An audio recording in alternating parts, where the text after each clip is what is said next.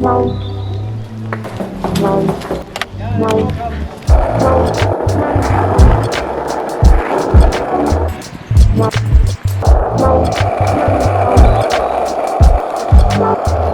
so it's currently really early in the morning. Far too early to be skating. But we've just been let out of quarantine in Barcelona and they let us skate. They let us go out from like 6 AM to 10 AM and then 8 PM to 11 PM. So come out for that super early one. So this is the first time I've come for a skate in a long time. I went for a couple of quick little sessions at the start of all this, but then the cops got like semi-gnarly and yeah, kind of bailed on those sessions. So this is going to be the first skate in about 6 weeks. See if we can actually do anything.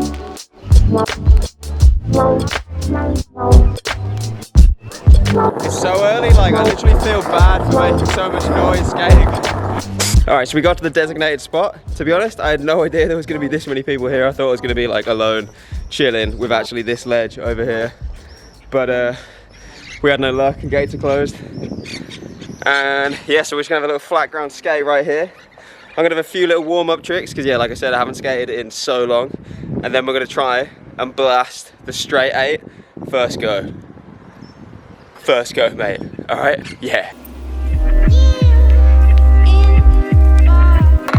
First tricks.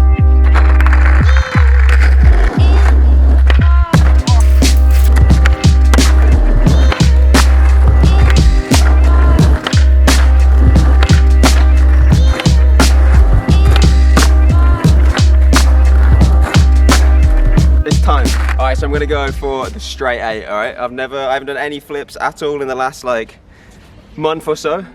I'm just gonna do like one flap kick flip just to practice the flip, alright? So doesn't count. Alright, we're gonna do it. Straight 8, first go, quarantine special.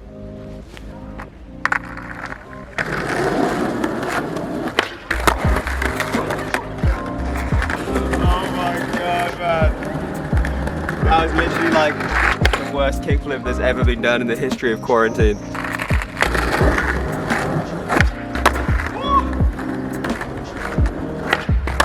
Oh shit! Man, I'm getting so nervous. That's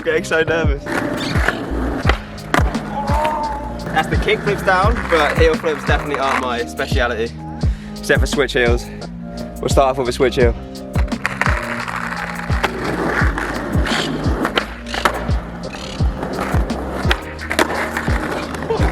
That's 6 out of 8. That's a high percentage right there. That's a better score than I've done in like any test at school in my life. If you want to make your bets now, if you think I'm going to do it, if you think I'm not going to do it, I'm terrified for the fakie heel. I'm just going to try and mob this nollie heel as maximum as possible.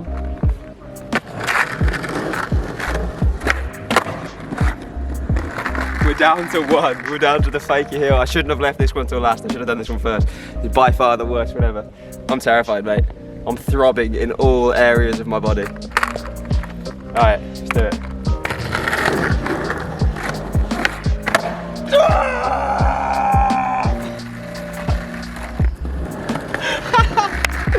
Yes, motherfucker! I can't believe that we just did that first go. I literally just did not think that was going to happen. 50% were absolutely horrible, but I don't care. I'm taking it. I can potentially be the only person on the planet to say they got the straight 8 after quarantine. Alright, we're going to keep going. We're going to see what other tricks we can get.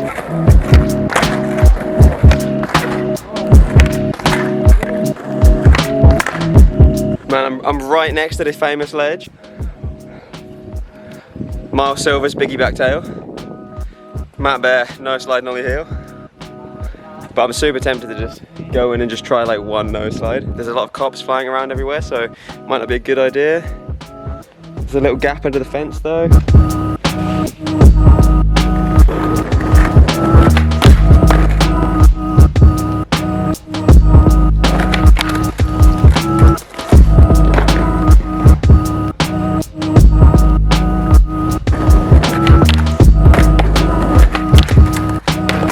Alright, we had to abort mission. Too many cops and not enough wax, you know? Alright, so we're gonna cruise over to a different spot now. Don't really know where.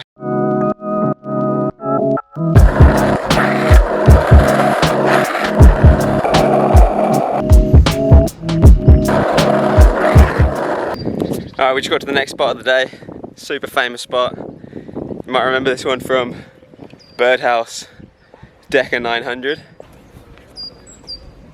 Alright, so when you actually finally get back to skating, like if you've been in somewhere like Barcelona where we haven't skated for literally 6 weeks, you're obviously going to get back like super hyped, like absolutely gagging for a skate. You're going to go back in with probably more like mental hype than you had when you stopped skating.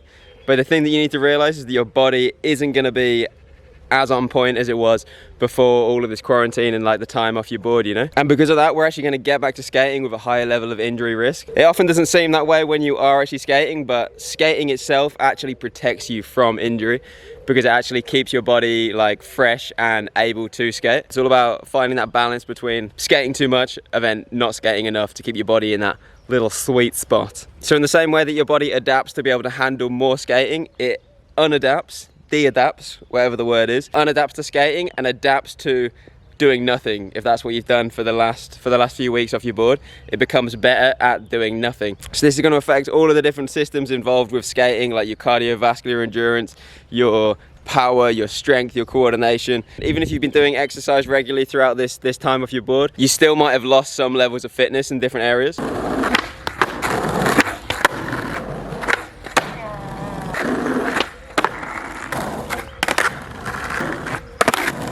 So the first thing to be affected is your cardiovascular endurance and your ability to just sustain like multiple tricks in a row. This can go down significantly in just like 2 weeks of time off your board. Things like strength and power and stuff like that, they take longer to go down, but if you haven't done like any kind of strength training or nothing like that in the last 6 weeks, then your strength and power is probably going to be significantly reduced as well. Luckily enough though, it's pretty easy to regain strength and power and you should feel pretty much back to normal within about a month of just skating. It might take a little bit more effort to get your endurance back to normal, but regardless, if you're feeling like you're just lacking any of these things like strength, power and endurance, I've got a load of workouts up on the YouTube channel so you can go there and just check those out, and they're gonna give you that extra little blast to get back to feeling normal again on your board. So I'll put links for those in the description below. Like I said, like your body just isn't going to be in the same state as it was before you took all this time off your board. The best way to get back into it is to like progressively get back into it. So don't just go for the same like super gnarly intense sessions,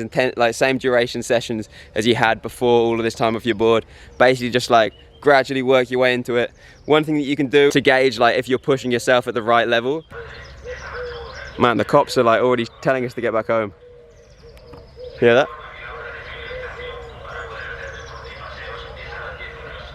Getting sent home by the cops. No. Mate, I'm just filming a video, alright? Few minutes.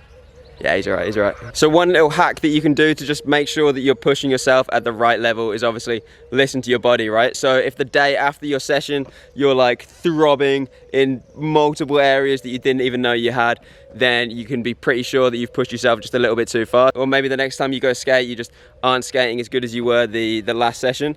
Then you can basically use these two things, like how you feel the day after and how you skate in the next session, to just know whether or not you're pushing yourself too far or whether you need to dial it down a little bit on the next session. So that's massively going to reduce the risk of injuries and it's going to help you just get back into skating faster as well. Mate, please. This guy's taking the piss. So that's just really going to reduce the risk of injury and just help you get back into skating faster as well.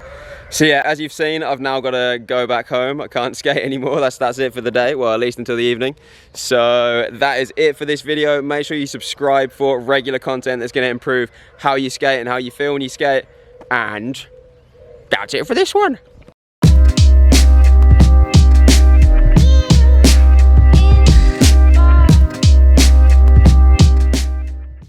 Hello, sir. Would you mind if I scratch your back?